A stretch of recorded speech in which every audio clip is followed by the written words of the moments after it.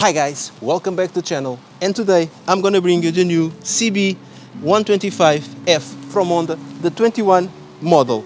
It's more robust, more economical and with a better performance than the previous model. Basic changes about the motorcycle: it lost around 11 kilograms, and the engine, it's now an Euro 5 engine.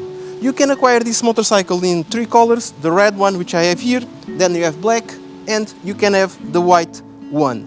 This one, it now has some details that come from the other models, like here, as you can see, this silver on the end of the tank. It comes from the CBR, the Neo Sport Cafe. On the front, I will talk to you a little bit. We have details that come from another motorcycle from Honda. But before, we're gonna go over the motorcycle, and I'm gonna tell you every spec about it. And as you can see, we have these new logos here, 3D logos. The windscreen, it's here, but it doesn't protect very much. The fairings, they come from the design on the CB500F. The lights are LED, but the blinkers are not. The suspensions, it's 31 millimeters diameter, discs 240 millimeters with clipper with 2 pistons.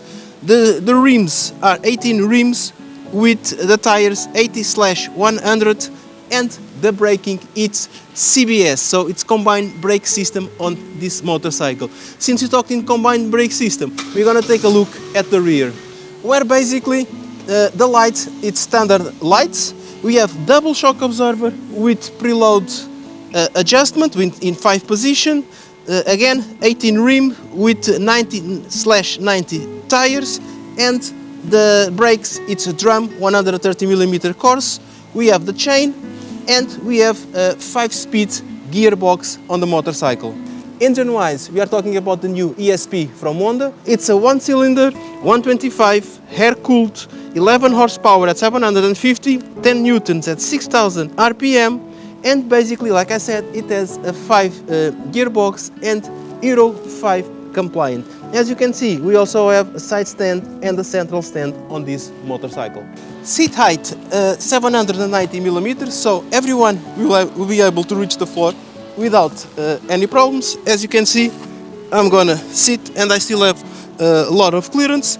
I have between my legs 11-liter fuel tank, so the factory says it spends around 1.5 liters, but the reality should be around the 2.3, something like that, so around 500 kilometers range. And for me, it's a really nice motorcycle if you are interested in doing some kind of work like Glovo, Uber Eats, because it is very robust and very economical motorcycle. Also, it only weighs 117 kilograms, so it's very agile in the middle of the traffic. The handlebar, it's a very basic handlebar. You have only the basic, like passing lights, horn, blinkers. On this side, you have the kill switch and the starter of the bike, and none of the levers have adjustments. The main difference and the new thing on the motorcycle is the dashboard or the clock, which is now digital with all the information that you need. So you have the gear indicator, you have the range, trip A, and most things I will show you while you are riding the motorcycle, because some of them don't work while the motorcycle is stopped.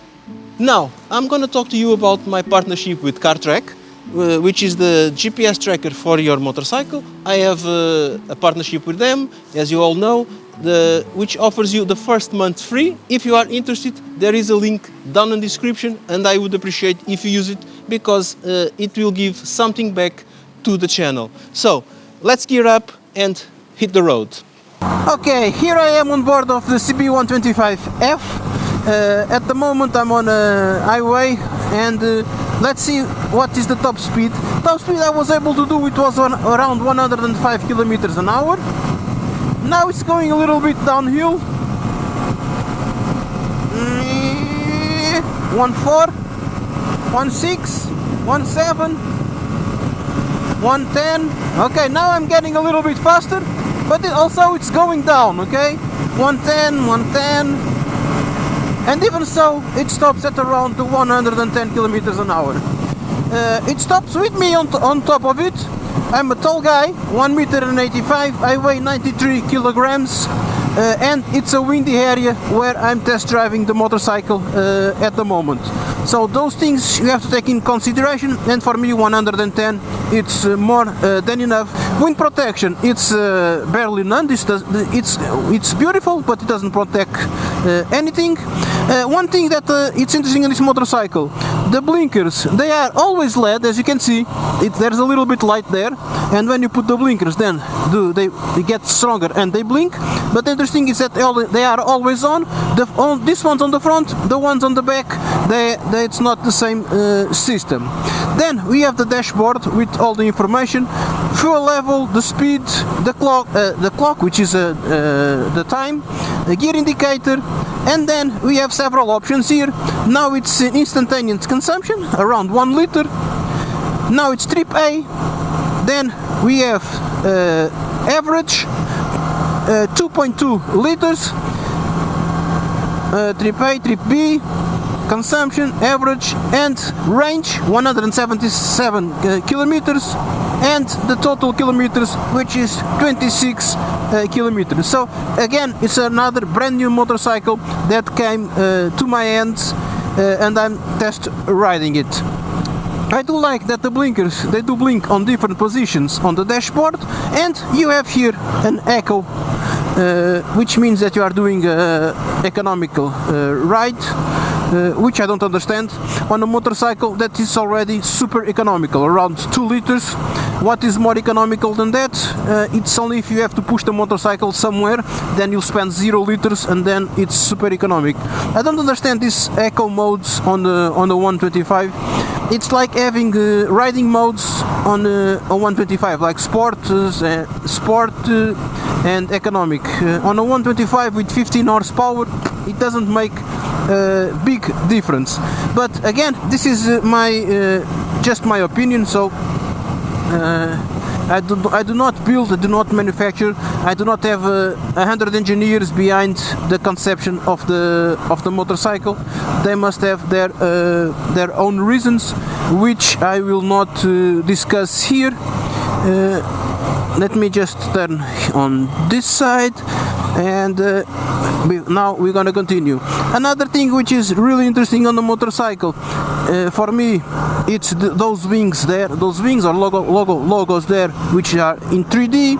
Also, the gearbox, and it's very precise, very soft. It's like butter. The seat, it's very comfortable. Okay, I just pressed the horn when I want to turn off the blinkers. The seat is comfortable. For my surprise, it's more comfortable than on the PCX 125, the new model. Maybe it's because of my height and everything. I feel more comfortable on this motorcycle. I don't know. It depends. It depends also on the taste of the person. And I'm a scooter guy, okay, but I feel more comfortable on this one. The mirrors, they have good visibility, around 90% visibility, the shape that I like. They shake a little bit when you push for them on the low RPMs, but it's perceptible what is coming behind. And then the suspensions, they absorb everything that they have to absorb. And then you have the brakes. Don't forget, this is a brand new motorcycle, so the brakes are not as I would like them to be. So I'm just going slow because there are cops there. You never know. And now I'm gonna brake. And they do brake, but it's a combined braking system. But I do feel the rear tire sliding a little bit. Yes, so you have to get used to it. It's nothing out of this world, but it's not ABS. But suspensions and seats, really nice. Ooh, boom, boom, boom.